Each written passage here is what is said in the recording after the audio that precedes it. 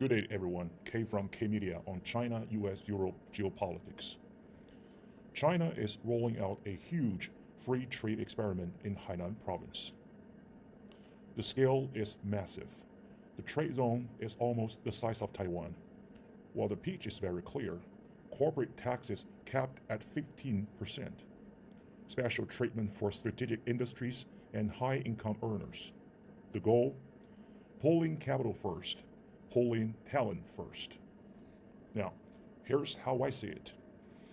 This is one of the most ambitious and riskiest economic experiments China has launched in years.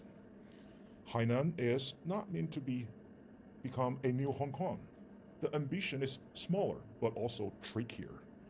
China is trying to build a place that is politically controlled, but also open enough to global business. In other words, Beijing wants to prove it can be protectionist and open simultaneously. Now, the real challenge isn't tax rate, come on. The real challenge is trust. If Hainan is still seen as a policy testing ground, if rules feel unstable and unpredictable, then low taxes won't matter much. At that point, it becomes short-term arbitrage. Money comes in, money leaves. However, if Hainan works, it becomes a new model for China's opening. If it fails, well, it reinforces a familiar view. China opens whenever it feels safe and closes when it doesn't. Moving on to the next news. Xi Jinping's anti-corruption campaign. Since taking power in 2012, Xi has jailed thousands of officials and disciplined millions, even more. Recently, the campaign has moved back to the very top of the military, including senior members of the Central Military Commission. At this point, this is about more than just corruption. This campaign is a core part of Xi governance.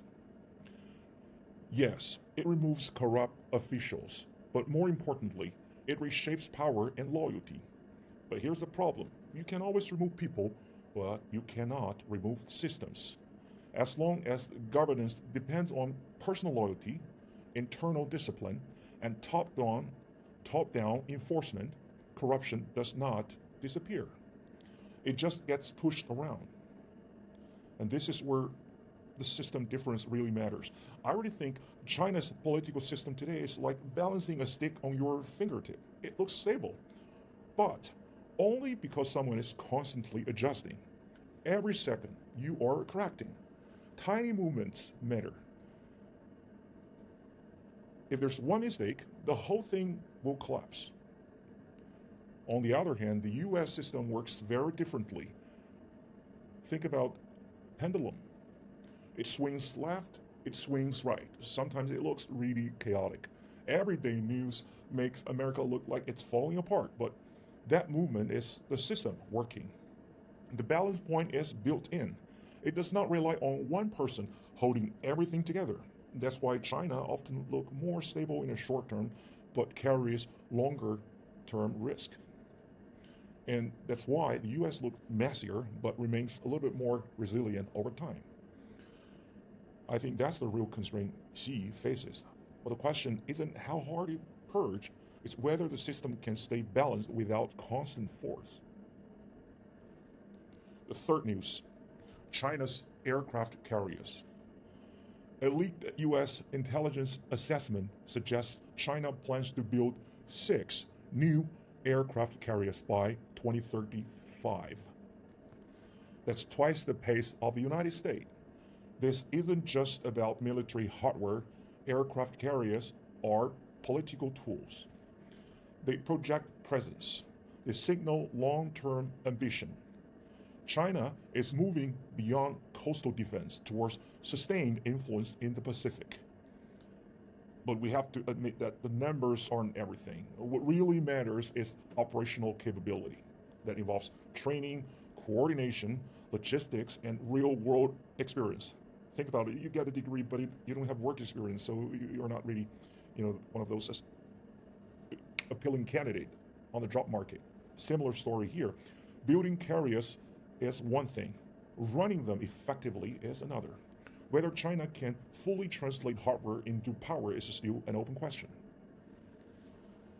Before we wrap up today, now let's talk about AI. We've probably heard the warnings. Oh, AI will wipe out white-collar jobs. But the data tells a different story. Since late 2022, the US has added about 3 million white-collar jobs. Some professional sectors are still growing. So what's really happening? AI isn't eliminating white-collar work. It's changing what counts as white-collar work. What gets rebalanced, replaced, are low-value tasks, repetitive work, and roles that do not require judgment. What still matters? Decision-making, taste, contact, and trust. So the future isn't humans versus machines. It's people who know how to use machines well, pulling ahead of those who do not. K from K Media. Thanks for watching.